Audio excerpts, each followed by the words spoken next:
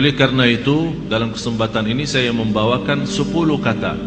Insya Allah ada positif, ada juga negatif. Tapi saya mulai dengan negatifnya, khususnya sama anak kita. Karena dalam pendidikan sangat luar biasa perhatian Islam dalam pendidikan.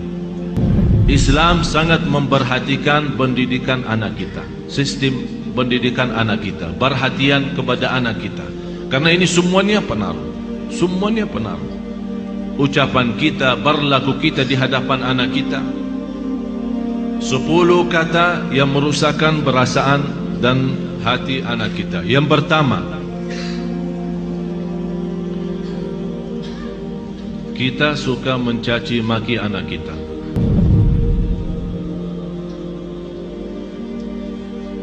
Ini sebuah bahaya, apalagi kalau kita lagi emosi. Dan saya selalu sampaikan kepada jemaah, kalau lagi emosi, jauh daripada anak. Jauh. Jangan jadikan anak korban. Saya tidak enak membawa ucapannya karena kita di dalam masjid, tapi ada banyak yang saya heran mengucapkan kata-kata yang saya malu sampaikan. Sama siapa? Sama anaknya sendiri. Kalau sama orang lain kita malu mengucapkan, apalagi sama anak kita.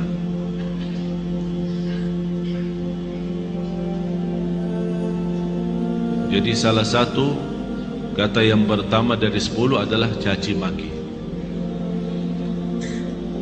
Yang kedua, kita menghina anak kita. Bagaimana menghina anak kita? Di depan kawan-kawannya. Kalau dia bersama kawan-kawannya di dalam kelas atau di sekolah, kita datang jemput atau hantar, tapi kita suka menghina anak kita di hadapan mereka.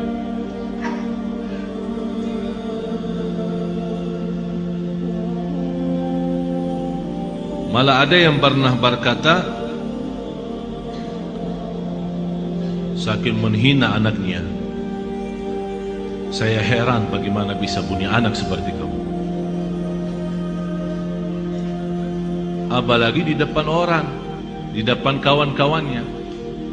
Bisa di saat itu anak kita tidak nangis, tapi sudah mati rasa.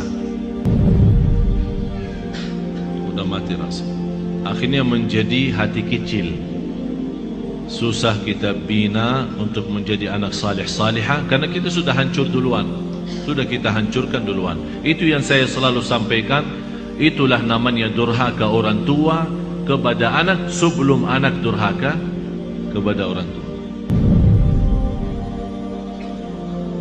Atau kalau dia punya saudara banyak, jangan menghina. Kalau ada sebuah berlaku yang tidak bisa kita terima, kita bisa nasihati dengan cara yang baik, bukan di depan orang.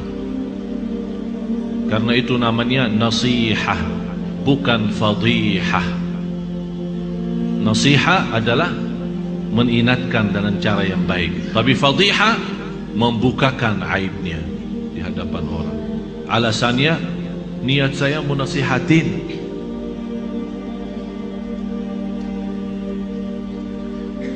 Yang ketiga, selalu kita suka membawa bandingannya dia sama orang lain. Ini lihat, abang kamu jauh lebih pintar. Ini lihat, anak itu luar biasa. Kamu tidak bisa seperti mereka. Itu tidak bahaya itu. Ini mengakibatkan apa? Kecil hati. Yang kedua, benci sama orang itu. Akan menimbulkan rasa benci. Jadi akan selalu berlawan. Di mana ketemu kalau diajak main tidak mau sama. Karena kenapa? Karena kita selalu bandingkan ini A sama B. Apalagi kalau dia punya adik-adik yang lain. Coba adik kamu, abang kamu, kakak kamu, pintar bacaannya, pintar najinya, pintar salatnya. Kamu apa sih? Ini mohon maaf, ini bukan sering terjadi. Malah saya sendiri mendengar di hadapan saya, ibu yang membawa 3 anak, yang dinyakiti perasaannya satu.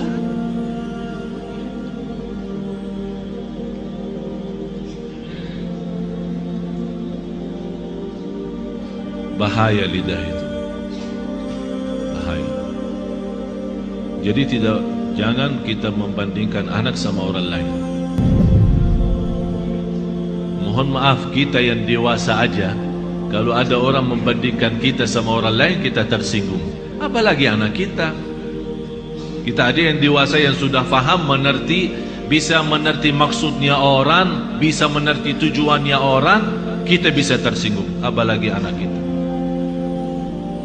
Yang keempat, cinta dengan syarat. Aku cinta kamu, tapi syaratnya begini. Jadi seolah-olah kita tunjukkan kepada anak kita, kalau ibu tidak sayang begini aja, ikhlas tidak sayang, tidak cinta ikhlas. Tapi cinta kalau kamu salat. Aku cinta kalau kamu ngaji. Aku cinta kalau kamu diam. Aku cinta kalau kamu tidak nonton TV. Berarti itu namanya cinta dengan syarat-syaratnya.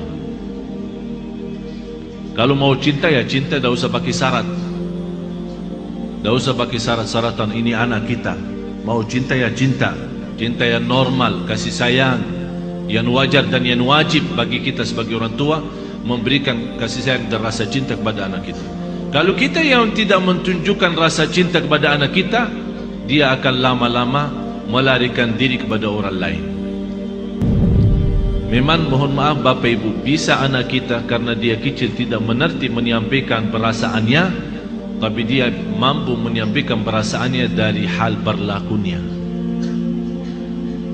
Begitu dia melihat seorang yang memberikan perhatian dan kasih sayang, biarpun orang itu bukan keluarganya, orang jauh, begitu dia ketemu orangnya, dia malah lari, belum orang itu. Sepertinya kehilangan rasa sayang di rumahnya. Dan banyak saya perhatiin anak-anak yang datang kepada saya begitu melihat anaknya sambil peluk dan cium saya bilang dalam hati saya, kasihan, kehilangan rasa cinta dan sayang dalam rumahnya. Yang kelima, kita menyampaikan kepada anak kita info-info atau informasi yang salah. Maksudnya apa informasi yang salah? Laki-laki tidak boleh nangis. Siapa yang bilang? Bapak-bapak nangis enggak? Nangis kan? Berarti salah kita berkata sama anak kita, kalau laki-laki tidak boleh nangis. Siapa yang bilang? Biarin dia nangis. Kalau dia nangis, ayo nangis lagi sayang. Bukan laki-laki tidak boleh nangis. Itu membuat apa? Mengakibatkan sakit jiwa. Karena setiap dia mau nangis, dia bertahan. Alasannya informasi yang salah, laki-laki tidak boleh nangis. Akhirnya dia tahan-tahan, menjadi beban, lama-lama sakit jiwa. Betul, ini betul. Jangan dianggap tidak terlalu. Terlalu.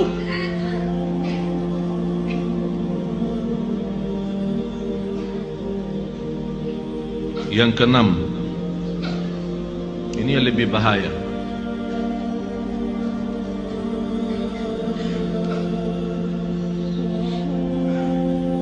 Kita selalu memberikan ancaman. Ayo makan habisin, kalau tidak datang hantu.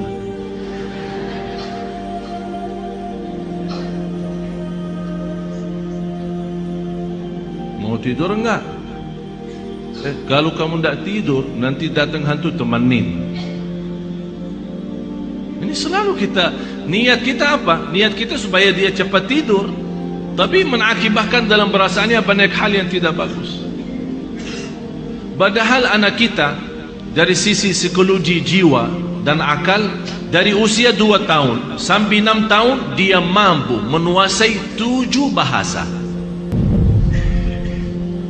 Ini bukan sembarangan. Ini ada orang keahlian psikologi akal dan jiwa membuktikan anak dari usia 2 tahun sampai 7 tahun Kalau diberikan perhatian sepenuhnya, dia mampu dari sisi psikologi, akal dan jiwa, mampu menguasai 7 bahasa. Bahasa kita, bahasa daerah, bahasa Arab, bahasa Inggris, terserah, 7 bahasa.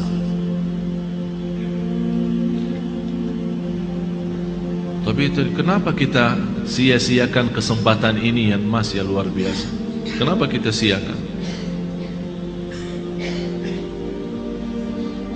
Yang ketujuh, kita selalu melarang anak kita berlaku sesuatu tapi tanpa sebab. Artinya tanpa menjelaskan kenapa. Tak boleh ini. Dia minta sesuatu, tidak ada. Saya mau ke sana, tidak boleh. Saya tidak ada, diam sini.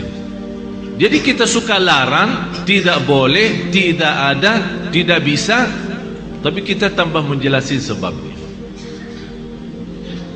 Kalau anda mau larang, tolong jelasin sebabnya. Tak boleh nonton TV kalau sudah malam, karena nanti mengganggu matamu. Ini ada alasan kenapa kita larang. Kalau makan sampai habiskan makanannya, karena di dalam makanan ada barakah. Kita tidak tahu di barakahnya yang di mana.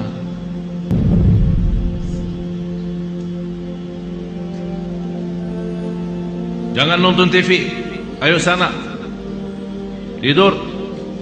Ibunya megang remote, teng teng teng.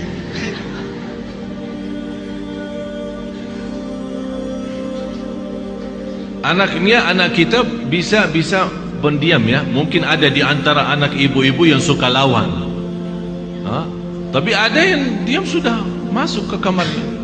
Tapi Allah Maha tahu perasaannya apa di saat itu. Dilarang nonton TV, malah ibunya enak-enak nonton TV.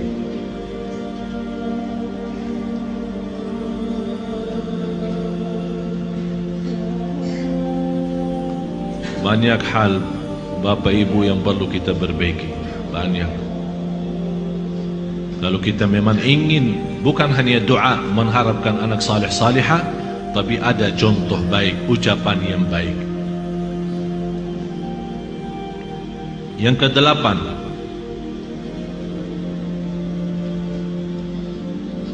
menghancurkan perasaan atau menghancurkan kepercayaan anak terhadap dirinya.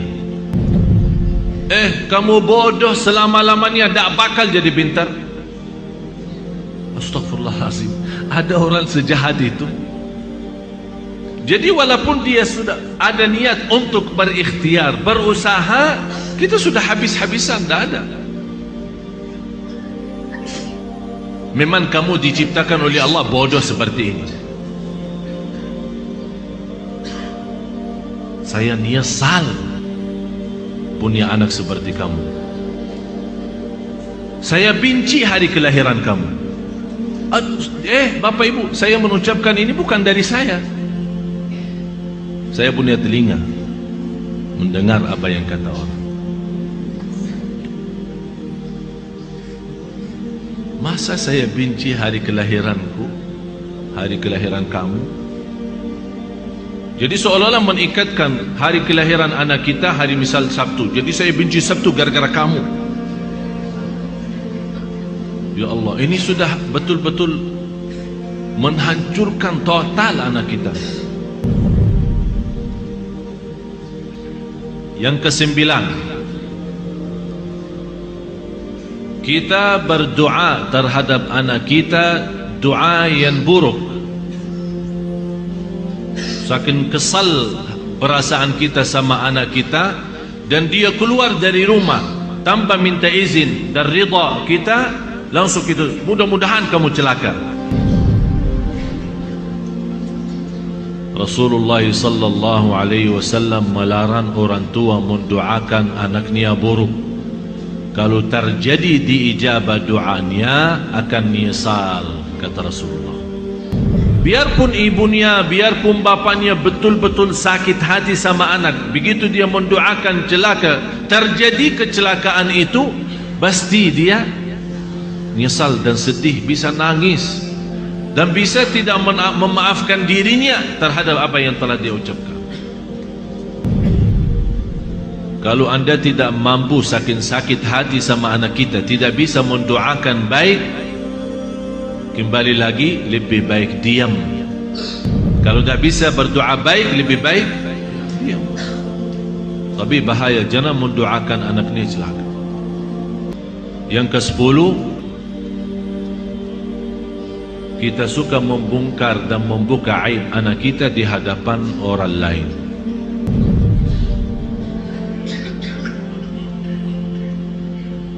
Ini anakku dah ada malunya, kalau tidur suka kencing di atas tempat tidurnya, suka buang air di tempat tidur. Capek aku setiap hari bersihin tempat tidurnya karena bekas kencingnya. Ini kan dicerita sama kawan-kawannya di sekolah. Apa yang akan terjadi? Kawan-kawannya apa? Senang atau gimana? Kesempatan kan? Setiap dia datang,